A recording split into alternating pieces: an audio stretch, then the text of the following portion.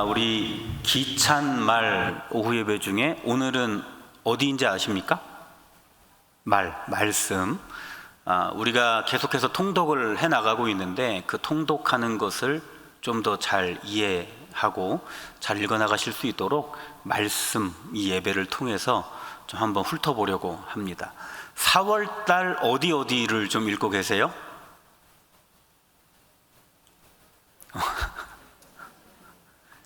자, 사무엘, 상하, 역대, 상 이렇게 읽고 계시죠?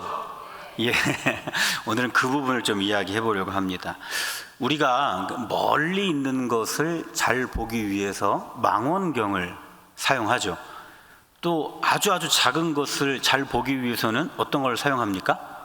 현미경을 사용합니다. 그러니까 우리가 뭔가를 볼 때 그거를 잘 보기 위해서 거기에 맞는 여러 가지 렌즈를 바꿔가면서 보게 되는 거죠. 성경을 볼 때도 여러 가지 렌즈들이 있어요. 오늘 그 중에 하나를 가지고 왔는데 하나님 나라라는 렌즈입니다. 하나님 나라의 관점으로 우리가 성경을 읽어나가면 조금 성경을 더 잘 이해할 수가 있습니다. 하나님 나라라는 개념을 우리가 이해를 하려면 먼저 우리가 알고 있는 나라에 대해서 이해를 해야 됩니다. 나라를 구성하는 요소들이 있는데 어떤 것들이 있습니까? 맞아요. 나라를 이루려면 국민이 있어야 될 것이고 그 국민들이 살아갈 땅이 있어야 될 것이고 주권이 있어야 되겠죠. 이게 나라를 이루는 요소인데요. 하나님 나라도 똑같습니다. 그 국민, 그러니까 하나님의 백성들이 있어야 될 것이고요. 그 다음에 영토, 하나님이 허락해 주신 그 삶의 영역이 있어야 되겠죠. 주권, 그러니까 하나님의 주인된 권리를 인정함이 있어야 됩니다. 그러니까 세속적인 나라는 그 주권이 그 땅을 차지하고 살아가는 백성들에게 있지만 하나님 나라는 그 주권, 주인된 권리가 하나님께 있는 것이죠. 그러니까 하나님의 백성이 하나님이 허락하신 그 삶의 영역 속에서 하나님을 주인으로 인정하고 살아가는 것이 하나님 나라가 되는 거예요. 그렇게 하나님 나라를 우리가 이루면서 살아갈 때 하나님께서 그 나라를 확장시켜 주시고, 반대로 하나님의 백성이 하나님이 허락해 주신 삶의 영역을 살면서도 하나님을 주인으로 인정하지 않고 살면, 그러면 이건 하나님의 나라가 되지 못해서 그 땅을 빼앗기게 된다는 것이 하나님 나라의 개념입니다. 그러니까 성경을 쭉 읽어보면 온통 그 얘기예요. 온통 그 얘기. 우리가 에덴 동산을 예로 들어보면 명확하게 알 수가 있어요. 에덴 동산에서의 하나님의 백성은 누구예요? 에덴 동산의 하나님의 백성이 누구예요? 아담과 하와이잖아요. 그러면 거기에서 하나님의 베풀어 주신 삶의 영역은 어디입니까? 에덴 동산이잖아요. 거기서 하나님의 그 주권, 주인된 권리는 뭐겠습니까? 선악을 알게 하는 나무의 열매를 먹지 말라는 것이 하나님의 주인된 권리이잖아요. 그러니까 거기서 이제 아담과 하와는 하나님의 백성으로서 하나님의 베풀어 주신 그 삶의 영역 속에서 하나님의 주권을 잘 지키면서 인정하면서 살면 되는 거였어요. 그런데 그 주권을 인정하지 않죠. 그 선악을 알게 하는 나무의 열매를 따서 먹어버립니다. 그리고 나서 어떻게 되느냐? 하나님의 나라가 깨지게 돼요. 그러니까 하나님이 베풀어 주셨던 삶의 영역, 그 에덴 동산에서 그들은 쫓겨나게 됩니다. 이게 하나님 나라예요. 하나님의 백성이 하나님이 허락하신 그 영역 안에서 하나님의 주권을 인정하지 않고 살면 그 영역을 뺏겨버린다는 것이 하나님 나라의 개념입니다. 이걸 가지고 우리가 성경을 읽어보려고 합니다. 특히 우리가 읽어가는 사무엘상, 사무엘하는 명확하게 이 내용이 잘 적용이 됩니다. 우리가 지금 읽어가는 것이 사무엘상하, 역대상인데 이게 이스라엘의 역사들을 기록하고 있죠. 이렇게 의문을 가질 수도 있을지 모르겠어요. 우리나라 역사도 나는 잘 모르는데 지금 저 외국 이스라엘의 역사를 읽는 것이 오늘날 나에게 무슨 도움이 되겠는가, 이런 생각할 수도 있겠죠. 그런데 아까도 말씀드렸듯이 하나님 나라에 대한 그 개념이 사무엘 상하 역대상에 아주 잘 나와 있어요. 이 이스라엘의 역사를 통해서 어떻게 이스라엘이 확장되고 어떻게 이스라엘이 쪼그라들고 어떻게 하나님 나라를 누리고 어떻게 그 나라를 빼앗기게 되는지가 이스라엘 역사, 특별히 사무엘 상하 역대상에 아주 잘 기록이 되어 있습니다. 그러니까 우리가 이것들을 쭉 읽어나가면서 마음속에 깨달아야 되는 것이 있는 거죠. 아, 하나님의 나라는 이런 거구나. 내가 하나님의 나라를 누리면서 살려면 이래야 되겠구나 라는 개념을 가지고 우리가 이번 달에 읽어나가실 성경을 쭉 읽어나가시면 되겠습니다. 사무엘상을 이해하시려면 그 앞서 있던 성경 사사기를 좀 이해를 하셔야 됩니다. 사사기 하면 아주 대표적인 본문이 있어요. 다들 아시죠? 사사기를 대표하는 본문은 사사기 21장 25절에 나와 있는 본문인데요. 화면을 보시면서 같이 한번 읽어보겠습니다. 시작. 그때에 이스라엘의 왕이 없으므로 사람이 각자 자기의 소견에 옳은 대로 행하였더라. 아멘. 이게 사사기를 대표하는 본문입니다. 이스라엘 땅에 왕이 없었나요? 이스라엘의 왕은 하나님이시잖아요. 그런데 그 이스라엘 사람들이 그 땅의 왕 하나님을 제대로 인정하지 않고 살았던 거예요. 그러니까 하나님이 가나안을 주셨잖아요. 그럼 하나님이 주신 그 가나안 땅 안에서 하나님을 나의 주인으로, 그분을 나의 왕으로 인정하며 살았어야 됐는데 그 사사 시대를 살아가는 이스라엘 사람들은 그렇지 않았다는 거예요. 하나님이 왕이신데도 왕이 없는 것처럼 자기 소견에 옳은 대로 살았다는 게 뭐겠습니까? 저마다 내가 왕 돼서 살았다는 거예요. 그렇게 살다 보니 사사기에 쭉 나와 있는 시대의 분위기가 어떻습니까? 암울하죠. 어땠는지 한번 보셔요. 블레셋이라는 민족에 의해서 끊임없이 공격을 받아요. 근데 미디안이라는 민족을 통해서 계속 약탈을 당합니다. 단 지파는요, 분배받았던 땅도 빼앗기게 돼요. 이게 얼마나 이해할 수 없는 상황들입니까? 하나님께서 약속해 주신 그 가나안 땅에 들어가서 사는데 그 땅을 제대로 지켜내지를 못해요. 이 당시에는 이스라엘 주변에 있는 나라들이 막 확장되던 때였거든요. 성경에서 자주 나오는 블레셋은 어떠냐면 이스라엘이 이렇게 있고 이쪽이 바다인데 바닷가에, 해변가에 살고 있던 민족이 블레셋이었어요. 블레셋이 몸집을 좀 키워야 되는데 해변 국가로 머물러 있기에는 이게 확장이 안 되죠. 그래서 내륙으로 진출을 해야 되는 겁니다. 그래서 이스라엘을 자꾸 물고 늘어지는 거예요. 이스라엘을 쳐야 자기네들이 확장할 수 있기 때문에. 그러니까 그 시대에 국제 정세가 그랬다는 겁니다. 그러면 이스라엘 사람들이 부여받은 그 가나안 땅을 자꾸 빼앗기고 그 땅의 세력이 쪼그라드는 게 단순하게 국제 정세 때문에 그랬다는 말인가? 그거 아닌 거예요. 하나님 나라의 개념으로 이해하셔야 하는 거죠. 하나님께서 하나님의 백성에게 허락하셨던 그 가나안 땅을 하나님을 주인으로 인정하고 살았어야 됐는데 그렇게 살지 않고 내가 주인이 되어서 내가 왕이 되어서 살다 보니까 자꾸 땅을 뺏기고 쪼그라드는 그 시대를 사사기를 통해서 살아갔다는 겁니다.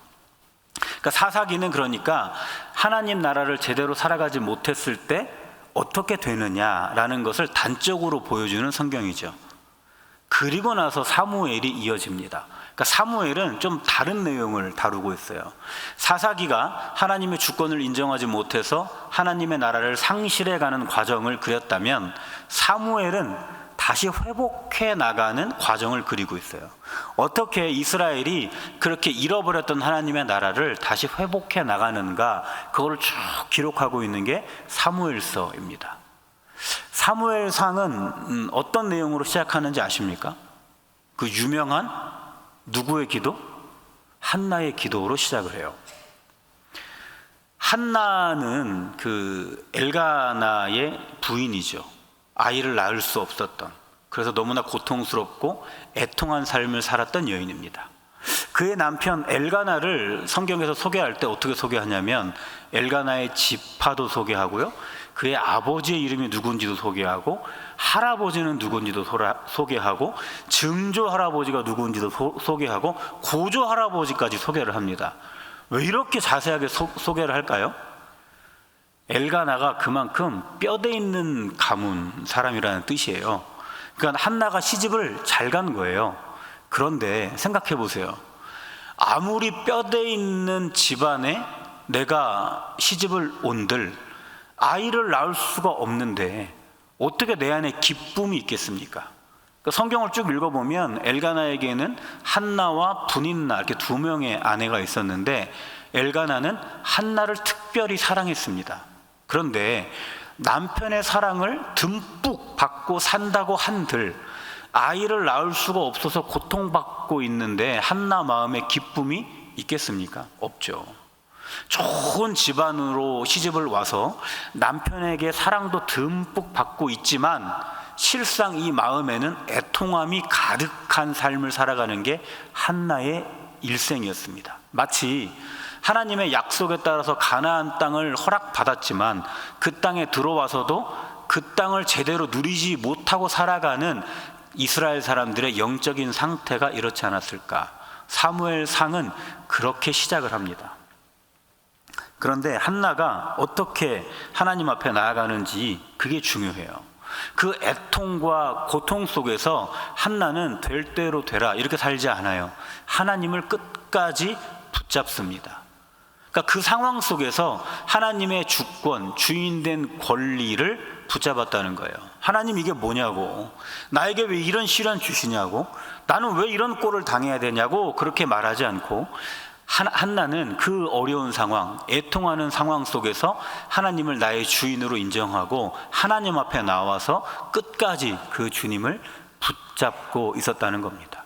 그렇게 애통의 삶을 살던 한나가 하나님의 주권을 인정하고 하나님을 붙잡고 나아갈 때 어떻게 하나님이 그를 회복해 나가시는지, 이게 망가져버린 이스라엘이 하나님의 주권을 다시 인정하고 하나님을 붙잡고 살아갈 때 하나님이 어떻게 그 나라를 회복하시는지를 설명해 주는 내용과 이어지는 거예요.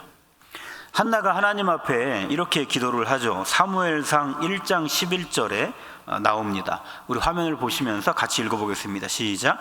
서원하여 이르되 만군의 여호와여, 만일 주의 여종의 고통을 들으시고 나를 기억하사 주의 여종을 잊지 아니하시고 주의 여종에게 아들을 주시면 내가 그의 평생에 그를 여호와께 드리고 삭도를 그의 머리에 대지 아니하겠나이다. 아멘. 한나에게 아들, 이것은 내 오랜 수치를 해결할 수 있는 유일한 방법이죠. 한나가 출산을 한다는 것은 내 이 애통한 상황을 극복할 수 있는 유일한 동아줄과 같은 거예요.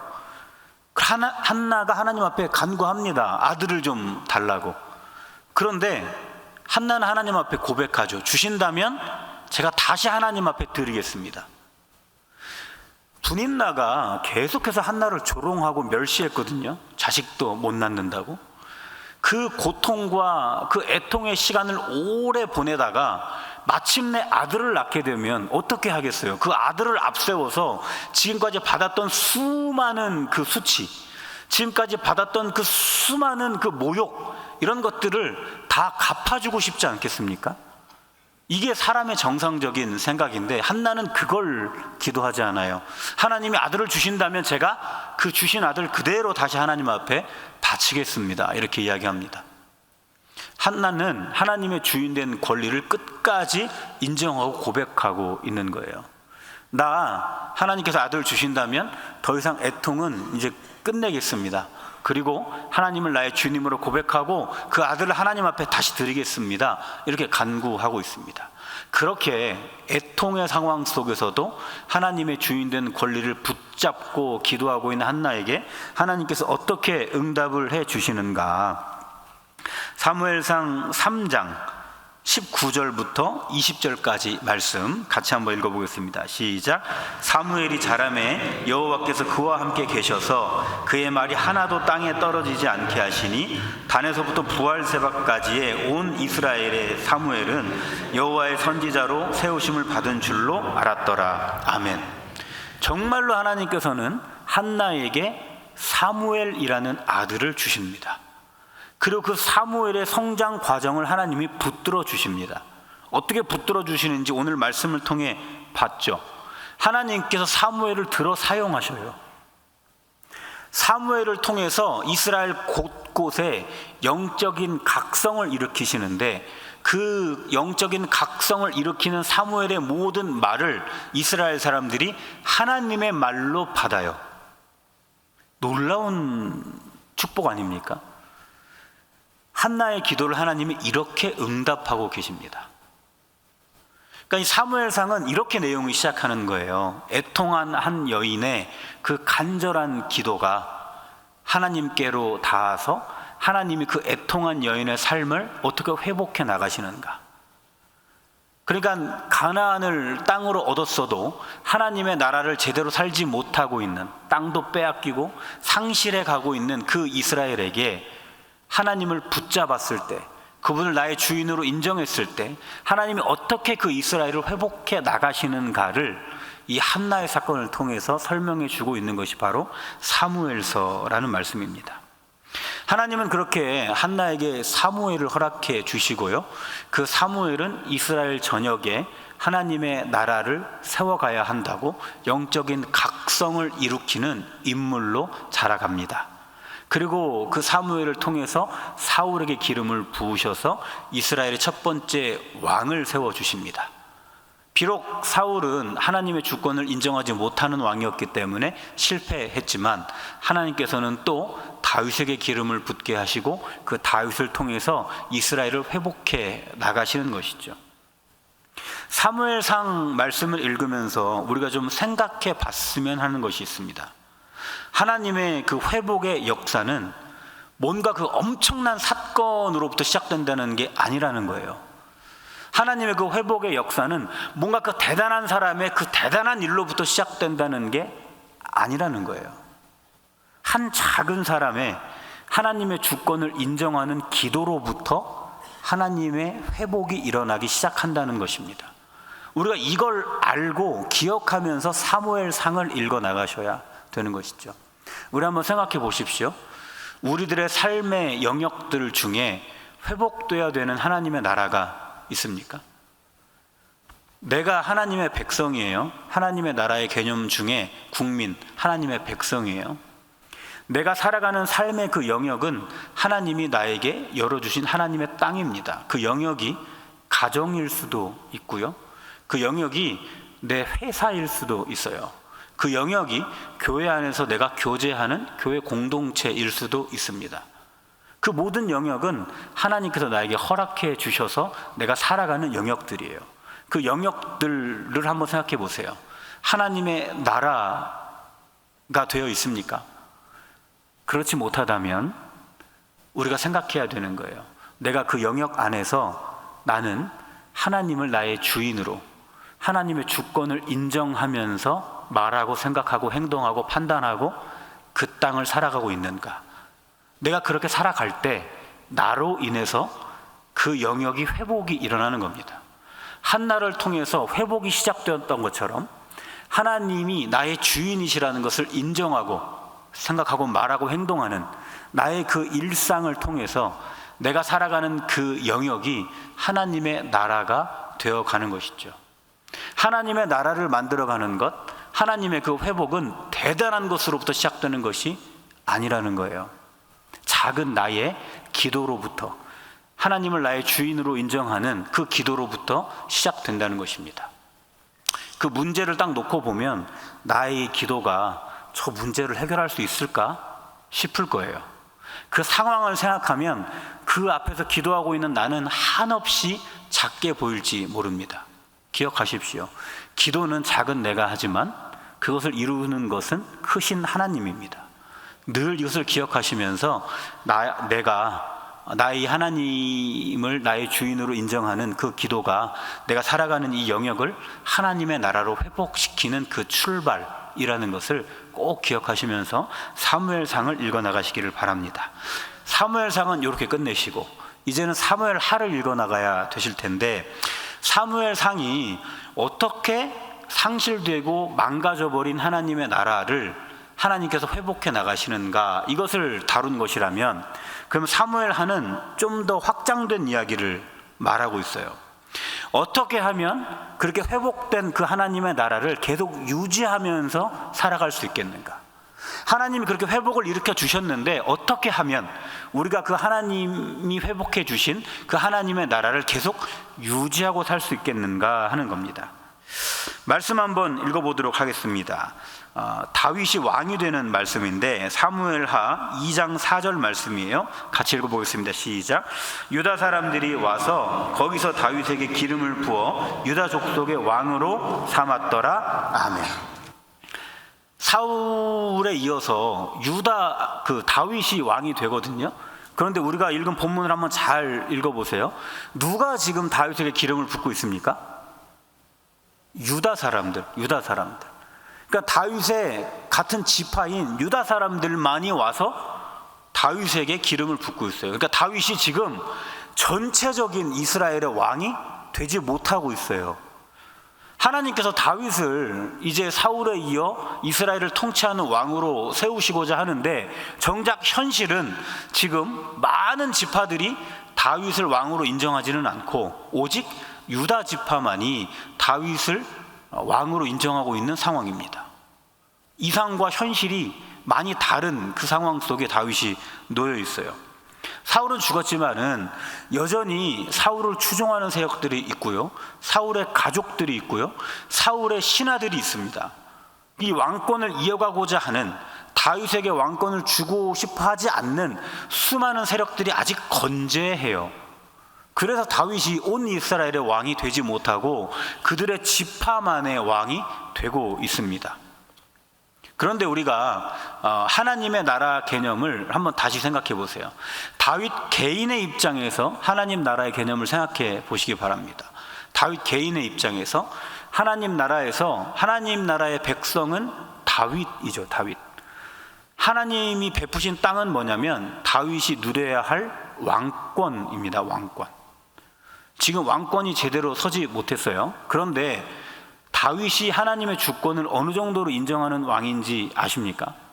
그 어린 소년일 때 골리앗이 하나님의 주권을 훼손하고자 했을 때 그걸 견디지 못해서 골리앗 앞에 뛰어갔던 게 다윗이잖아요. 다윗은 그렇게 늘 하나님이 나의 주인이시라고 하나님의 주권을 인정하며 살던 사람이었어요. 그렇게 하나님의 주권을 인정하며 살던 다윗에게 하나님께서 그 땅, 그 왕권을 어떻게 확장시켜 주시는지 사무엘하 5장 3절 말씀 같이 한번 읽어보겠습니다. 시작. 이에 이스라엘 모든 장로가 헤브론에 이르러 왕에게 나아오매 다윗 왕이 헤브론에서 여호와 앞에 그들과 언약을 맺음에 그 뒤 다윗에게 기름을 부어 이스라엘 왕으로 삼으니라. 아멘. 사울이 죽었어도 여전히 그 세력이 존재했기 때문에 다윗이 전 이스라엘의 왕이 될 수가 없었어요. 그런데 하나님의 주권을 끝까지 인정하며 하나님을 붙잡고 살아가던 다윗에게 하나님께서 그 영역을 열어주십니다. 그래서 온 이스라엘의 왕으로 다윗을 세워주십니다. 그러니까 사무엘하는 이것을 말하고 있는 거예요. 우리에게 주어진 하나님 나라를 어떻게 우리가 유지하고 살 수 있겠는가? 우리에게 주어진 그 땅에서 계속해서 하나님은 나의 주인이시라는 것을 인정하며 살아갈 때 우리가 그 하나님의 나라를 계속 유지하며 그 안에서 살아갈 수 있다고 사무엘하는 우리에게 알려줍니다. 그런데 더 중요한 게 있어요. 어떻게 할 때 그 하나님의 나라가 상실되는가? 사무엘하는 그것도 말합니다. 이렇게 쭉 잘 나갈 것만 같았던 다윗이 한번 꼬꾸라지는 때가 있어요. 다 기억하시죠? 다윗의 간음 사건이 있었습니다. 우리아라는 굉장히 충직한 군인이 있었는데 그의 아내를 취해버려요. 이것도 심각한 문제인데 이것을 무마하기 위해서 아무것도 모르는 우리아를 살인합니다. 이 엄청난 죄악을 짓게 돼요. 후에 나단 선지자의 질책을 통해서 깨닫고 하나님 앞에 처절하게 회개하지만 자기가 만든 죄의 결과는 돌이킬 수가 없었습니다. 그래서 훗날 그 다윗의 왕자들이 서로 죽고 죽이는 왕자의 난을 일으키게 되고 솔로몬 시대에는 나라가 갈라져 버리는 비극적인 상황도 일어나게 되는 것이죠. 어떻게 할 때 하나님의 나라가 유지되고 어떻게 할 때 하나님의 나라가 상실되는가, 그것을 설명해 주는 거예요. 다윗은 하나님께서 그를 붙잡으시고 그에게 모든 영광을 허락하셨기 때문에 왕으로서 승승장구할 수 있었습니다. 그런데 이 생활이 길어지니까 마음이 무뎌진 거예요. 하나님을 나의 주인으로, 그분의 주권을 인정하며 살던 그 마음이 점점 무뎌진 거예요. 내가 왕인데 내가 이런 걸 할 수가 없는가, 이렇게 생각하게 됐던 것이죠. 그 밧세바를 봤을 때 하나님의 주권을 여전히 다윗이 인정하고 있었다면 절대 그런 생각을 할 수가 없는 거죠. 그런데 밧세바를 본 순간 그 모든 주인된 권리는 다윗 스스로에게 있었던 거예요. 그래서 하나님을 전혀 신경 쓰지 않고 하나님의 주인된 권리를 완전히 무시하고 자기 마음대로 자기가 왕이 되어서 행동했던 겁니다. 그 결과로 하나님은 그 하나님의 나라를 상실되게 만들었던 것이죠. 그러니까 사무엘 하를 읽어가실 때는 우리는 이것을 기억해야 되는 거예요. 우리가 어떻게 살아갈 때 내가 살아가는 그 영역이 하나님의 나라가 되는 것인가, 내가 어떻게 살아갈 때 내가 살아가는 그 영역이 하나님의 나라가 되지 못하는 것인가, 이것을 우리는 생각해야 되는 겁니다. 우리는 어려울 때, 굉장히 괴로울 때 하나님 앞에 매달려요. 간절하게 하나님 앞에 부르짖습니다. 그런데 우리가 굉장히 잘 될 때, 모든 것이 잘 풀릴 때 하나님 앞에 잘 부르짖지 않아요. 여기서부터 문제가 생깁니다. 다윗이 흥왕해 갈 때, 다윗이 잘 나갈 때 다윗이 점점 하나님을 자기 주인으로 인정하지 않게 되었던 거죠. 우리들도 마찬가지입니다. 우리가 어려울 때, 그렇게 힘들 때 하나님을 나의 주인으로 인정하고 하나님을 붙잡고 살았다면, 내가 잘 될 때, 모든 것이 잘 풀려나갈 때, 그때도 나의 주인을 여전히 하나님으로 인정하고 사셔야 우리에게 주어진 하나님 나라가 계속 이어져 가는 것입니다. 그러니까 사무엘 하루 우리가 읽어 나가실 때는 내가 어떻게 하나님의 나라를 계속 유지하면서 살아가야 할 것인가, 내가 무엇을 조심해야 될 것인가, 그것을 잘 생각하시면서 읽어 나가시면 되겠습니다. 사무엘 상 읽었고 사무엘 하 읽었어요. 뭐 남았습니까? 역대상. 4월에 읽어 나갈 때 안 읽으시나 봐요. 4월에 읽어 나가시는 게 역대상 남았습니다. 역대상도 사무엘의 기록처럼 그 사무엘 시대 또 다윗의 시대를 기록하고 있는 역사 기록입니다. 그런데 언제 이게 기록되었는가, 그거를 우리가 아는 게 중요해요. 역대기 같은 경우에는 아주 후대에 기록된 역사 기록입니다. 어느 때냐면 북쪽의 이스라엘도 망하고, 시간이 흘러서 남쪽의 예루살렘도 망하고, 바벨론에 의해서 포로로 끌려도 가고, 끌려갔다가 다시 돌아도 왔을 때, 그때 기록된 이스라엘의 역사예요. 역대기가 왜 그때 기록되었을까? 이스라엘 사람들을 한번 생각해 보세요. 그 시대를 살고 있는, 역대기가 기록되는 그 시대를 살고 있는 하나님의 사람들이잖아요. 우리는 그런 줄 알고 신앙생활하고 살았는데, 아니 북쪽에 있는 이스라엘이 망하더니 남쪽에 있는 예루살렘도 망해버려요. 그리고 나서 바벨론에 의해 포로로 끌려도 갑니다. 포로로 끌려가고 다시 이제 돌아와요. 아니 포로로 끌려갈 때 이스라엘 사람들이 생각했겠죠. 분명히 하나님께서 우리를 해방시킬 그 누군가를 보내주실 거야. 다윗과 같은 그런 사람을 우리에게 보내주셔서 다시 우리나라를 회복해 주실 거야. 이런 줄 알았는데 바벨론보다 더 센 바사가 나타나서 다시 또 예루살렘을 지배합니다. 이게 뭔가? 아니 이게 무슨 꼴인가? 이런 생각이 이스라엘 사람들에게 많았겠죠. 그들의 신앙이 흔들렸을 것이고 자기들의 정체성도 흔들렸을 겁니다. 내가 누군지, 어떻게 살아가야 되는지 모르겠는 거예요. 너무 암울하고 너무 계속 지배받는 생활을 길게 하다 보니 그랬을 겁니다. 그때에 역대기를 기록하면서 우리가 누구인지, 우리가 어떻게 살아가야 되는지를 설명해 주는 것이 바로 역대상, 역대하입니다. 역대기를 쭉 읽어보면 가장 먼저 뭐가 나오는지 아세요? 족보. 그러니까 족보가 나와요. 왜 족보가 나올까?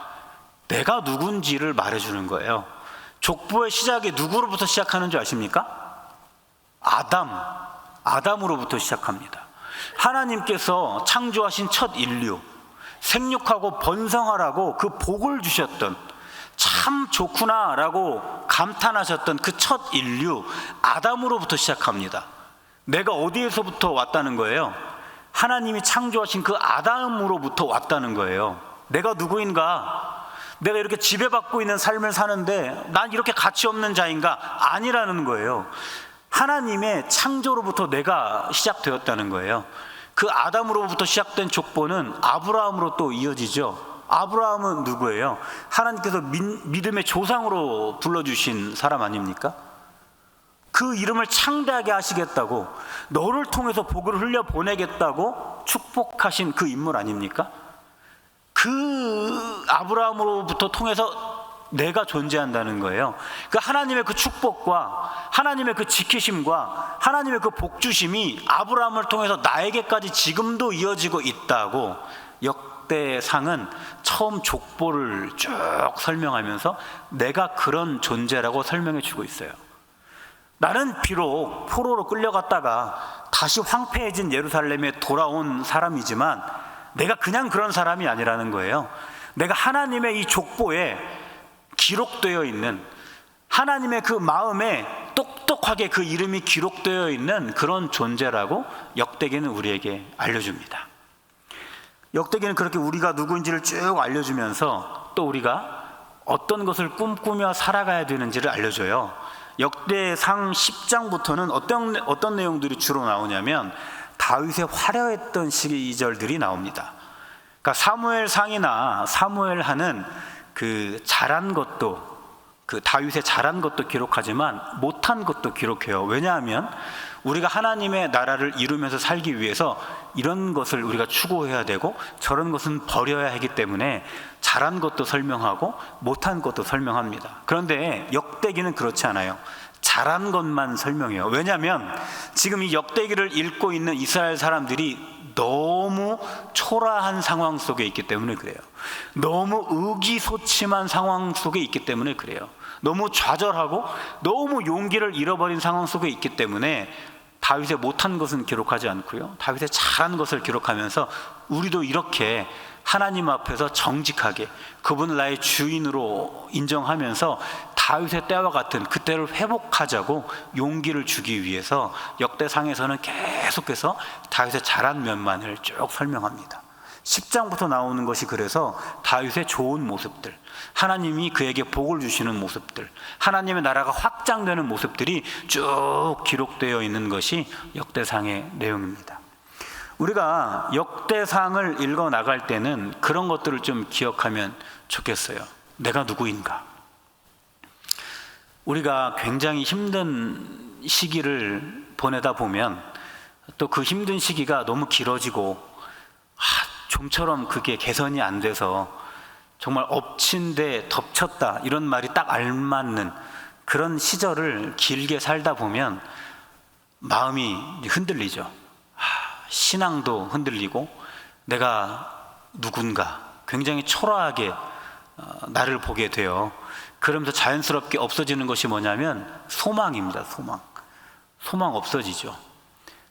그런 우리들의 마음에 역대기가 알려줘요. 그렇지 않다고.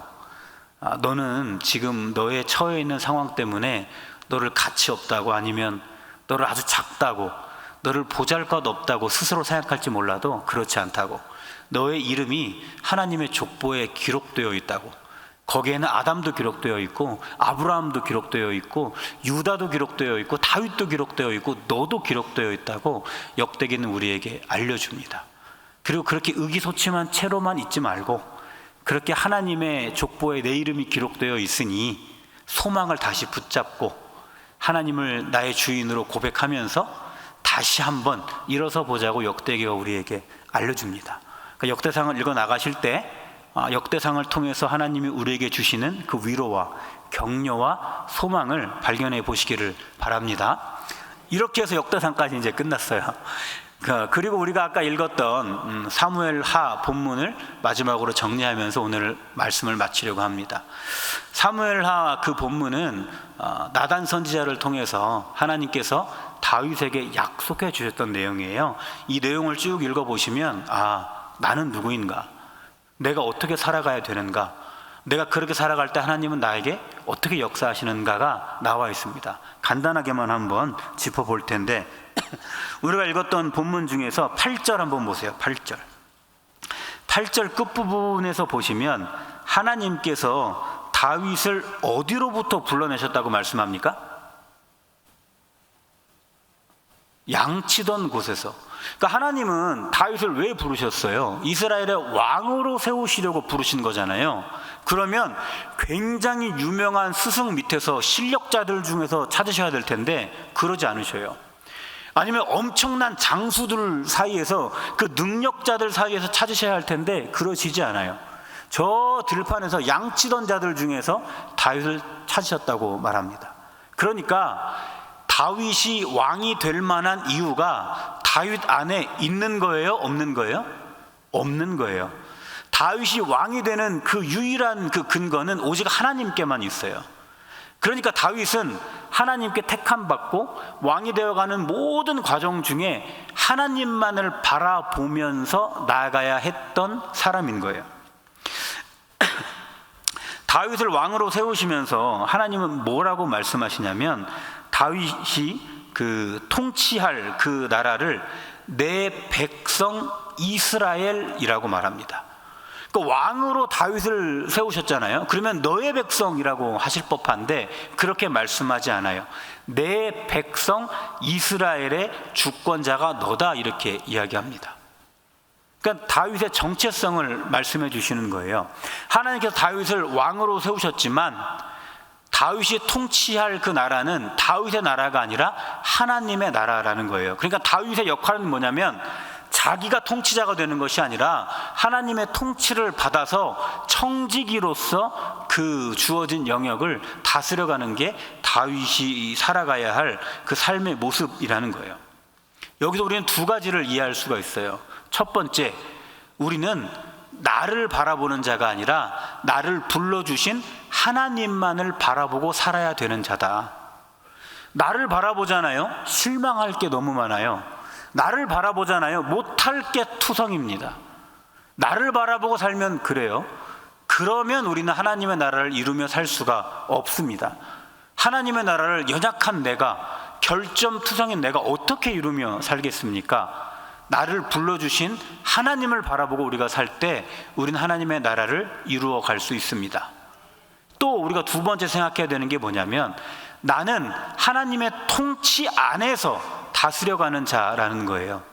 내 뜻대로 내가 통치하는 자가 아니에요. 이게 사사시대죠.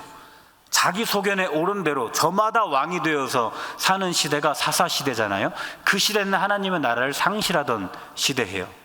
우리는 어떻게 살아가야 되는가? 내가 살아가는 그 삶의 영역에서 내가 주인, 내가 주권자가 되어 살아가는 것이 아니라 하나님이 그 영역의 주권자라는 걸 인정하고 하나님의 뜻을 내가 품어 그 뜻대로 통치해 나가는 게 내가 해야 되는 역할이라는 거죠. 그렇게 우리가 살아갈 때 내가 살아가는 모든 영역이 하나님의 나라가 된다고 이야기합니다. 그런데 이게 참 손해보는 일 아니겠어요? 나를 바라보고 살아야 되는데 그래야 내가 하나라도 더 챙길 것 같은데 하나님을 바라보고 살라니요. 내 뜻대로 내가 살아야지 어떻게 하나님의 뜻만 내가 실현하면서 삽니까? 이런 손해보는 장사가 어디 있습니까? 그런데 그렇지 않아요. 그렇게 살아가는 게 진짜 남는 장사라고 이야기합니다. 나를 바라보지 않고 하나님만 바라보면서 내 뜻이 아니라 하나님의 뜻을 드러내면서 살아가면 하나님 우리에게 어떻게 도우시는가? 9절 보세요. 9절. 하나님 이렇게 말씀하십니다. 네가 가는 모든 곳에 내가 너와 함께 있겠다. 이렇게 말씀하세요. 어떨 때 그런다는 거예요. 내가 하나님을 바라보고 살아갈 때, 내가 내 뜻이 아니라 하나님의 뜻을 품고 살아갈 때, 내가 살아가는 모든 영역에 하나님이 함께 계시겠다는 거예요. 우리가 천국과 지옥이 어떻게 다릅니까? 하나님과 가까이 있는 곳이 천국 아니에요? 하나님과 멀리 버림받은 곳이 지옥 아니겠습니까? 내가 살아갈 때 하나님을 바라보고 살아가고 하나님의 뜻을 품고 살아가면 내가 가는 모든 길이 천국 길이 된다는 거예요. 이게 우리가 내가 누구인지, 어떻게 살아가야 되는지, 이것을 우리에게 알려주는 내용들입니다. 그리고 한 번 더 생각해 봐야 될 것이 있어요. 방금 내용들은 다 좋은 내용들이죠. 하나님 바라보고 사는 거 좋은 내용이에요. 내 뜻이 아니라 하나님의 뜻 품고 살아가는 거 좋은 내용이에요. 근데 그렇게 사는 것이 어려워요? 쉬워요? 어려워요. 너무너무 어려워요. 그런데 제가 아까 말씀드렸죠. 나를 바라보면 돼요? 안 돼요? 안 돼요. 아무것도 못해요. 하나님을 바라보면 됩니다. 하나님께서 이 어려운 길을 끝까지 걸어갈 수 있도록 하신대요. 11절 끝부분 한번 보세요. 여호와께서 너를 위하여 무엇을 지으신대요? 집을 지어버리신다는 거예요. 우리가 하나님 나라를 이루며 살아갈 수 있도록, 하나님 바라보고 살아가는 거 어려운데 내가 그렇게 살아갈 수 있도록, 내 뜻 버리고 하나님의 뜻 품고 살아가는 거 어려운데 그렇게 살아갈 수 있도록 하나님께서 나를 위해서 집을 지어버리신다고 이야기합니다. 하나님 바라보시면서 내가 살아가는 그 모든 영역에서 하나님을 나의 주인으로 인정하시고 하나님의 주권을 인정하는 자 되어 말하고 행동하고 판단하고 생각하시면서 사셔서 내게 주어진 모든 영역을 하나님 나라로 만들어가는 저와 우리 모두가 되기를 간절히 바랍니다. 기도하겠습니다. 아버지 하나님, 우리를 하나님의 백성으로 불러주셨고 우리가 살아갈 수 있는 삶의 영역도 허락하여 주셨습니다. 그 영역 속에서 내가 주인 되어 살지 않게 하시고 하나님을 나의 주인으로 인정하며 말하고 행동하고 생각하고 판단하고 살아가서 내가 살아가는 그 모든 영역을 하나님 나라로 만들어갈 수 있도록 도와주시옵소서. 그 영역이 내 가정입니까? 내 회사입니까? 내 교회 공동체입니까? 어디입니까? 그곳에서 내가 하나님 나라를 만들어가는 그런 주님의 백성으로 살아갈 수 있도록 주님 축복하여 주시옵소서. 사무엘상, 사무엘하, 역대기를 읽어 나갈 때마다 이 말씀을 우리에게 부어주시고 도전하시고 결단케 하셔서 반드시 내가 그 나라를 이루며 살아가는 자 되게 하여 주옵소서. 모든 말씀 예수님의 이름으로 기도드립니다. 아멘.